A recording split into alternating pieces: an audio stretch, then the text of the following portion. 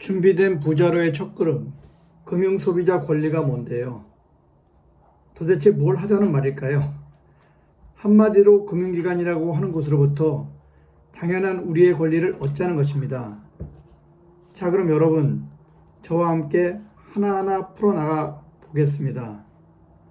우선 적을 알고 나를 알아야 백전백승이 되지 않겠습니까? 그래서 오늘 첫 번째 시간으로 우리가 권리를 얻고자 하는 상대인 금융기관에 대해 알아보도록 하겠습니다. 자, 그럼 먼저 금융이란 무엇일까요? 금융이란 금전의 융통, 곧 돈이 오고 가는 것, 돈의 흐름이라 할 수 있습니다.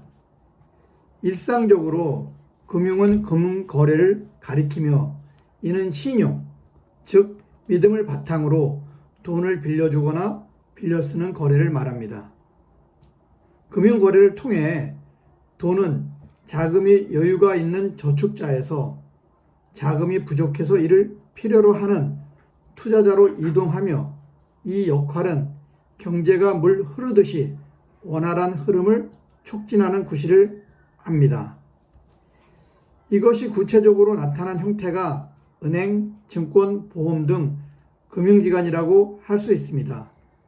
자, 그럼 다음으로 금융기관에 대해 좀 더 자세하게 알아보겠습니다. 금융기관은 위에서 언급한 금융을 취급하는 사기업, 즉 일반 회사나 공기업, 공공기관을 가리키는 말로 돈이 필요한 수요자와 여유자금을 투자하려는 공급자 간을 직간접적으로 연결하는 역할을 합니다.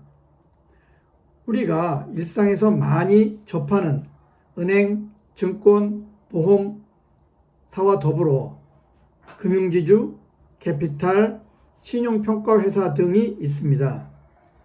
위험성에 따라서는 제1금융권, 제2금융권, 제3금융권 같은 식으로 분류할 수도 있습니다.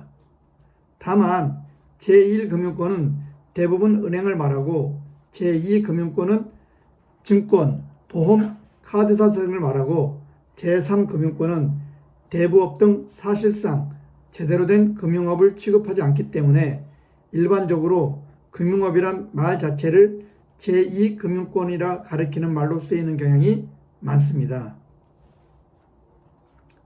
우리나라를 포함해 대부분의 나라는 금산분리, 즉 한 기업이 금융과 산업을 함께 못하게 하는 것이 강해서 은행, 증권, 보험을 동일 기업에서 운영하는 것은 불법입니다. 따라서 은행은 은행업만, 증권은 증권업만, 보험은 보험업만 하도록 되어 있습니다. 다만 최근에 금융지주사가 은행, 증권, 보험 등을 자회사로 두고 있으면서 은행, 증권, 보험 간의 상호 시너지를 내는 복합 영업은 시도 중입니다.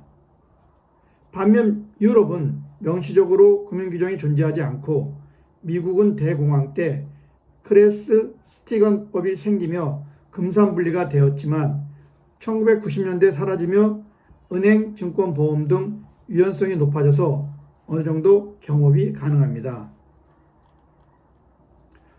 오늘은 금융이 무엇인지, 금융기관이 무엇인지 알아보았습니다. 다음에는 은행, 증권, 보험 등 주요 금융기관들이 어떤 일을 하는지에 대해 상세하게 금융기관별로 알아보도록 하겠습니다. 저와 함께 금융기관에 대해 의견을 나누고 싶거나 제안하고 싶은 게 있다면 고정 댓글 링크를 클릭해 주세요. 감사합니다.